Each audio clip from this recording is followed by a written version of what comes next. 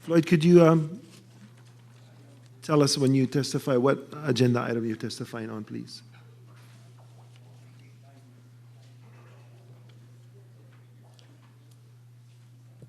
I'm here to talk about some speed bumps and lights.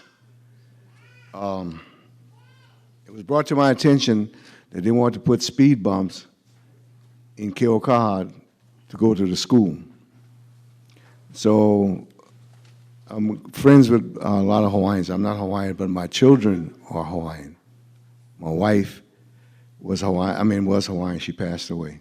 Both of my kids are physicians.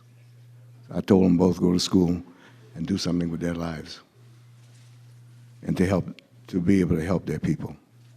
I was born and raised in Louisiana, lived in a segregated society, so I understand racism to its best. But I'm here to benefit my children and the legacy of my wife and my grandchild. As a kid, I became a Republican after reading about the Emancipation Proclamation of 1863.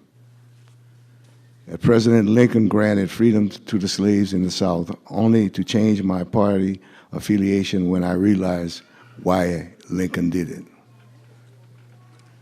I'm very familiar with the 14th Amendment of the Constitution and what it guarantees to all American people.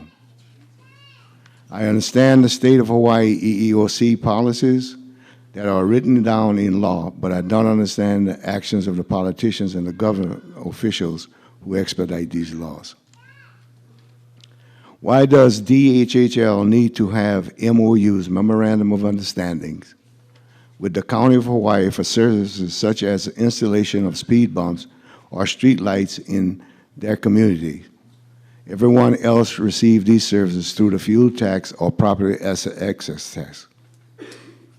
Why does DHHL have to make these agreements of MOUs with county officials to have Hawaiian community pay for these services, especially when the state of Hawaii will only fund DHHL with $9 million? Recently, two legislators debated an allotment for only $1.9 million. One Democrat, one Republican, Gene Ward and I forgot Lukey. I watched the whole thing. Aren't the funds for DHHL court order at the tune of $28 million or more? The current allotment is a drop in the bucket considering the revenues collected by the state for the use and lease holding of Hawaiian ceded lands. Wasn't DHHL created to place Native Hawaiians back onto their lands as residential homeowners and farmers of agriculture? I did read the Act, 1920, and I'm very familiar with one of Kamehameha's advisors, who was an African. If so, why does DHHL have to pay the county or the state government to install speed bumps into the neighborhoods or pay for street lights when everyone else receives the same services at no cost? How, where, and when will you as commissioners ensure that these injustices do not happen to the people that you represent in your district? My question is to you. How can Hawaiians survive under these conditions of systematic and institutional racism that is applied to their situation? You have the ability to be the solution. Thank you. And incidentally, when my son finished medical school and finished his residency, he went to work with the Choctaw Nation in Oklahoma. And they had a very big aloha for Daniel K. Alkaka because of what he set up. And I listened to what you had to say. Always remember, a house divided cannot stand.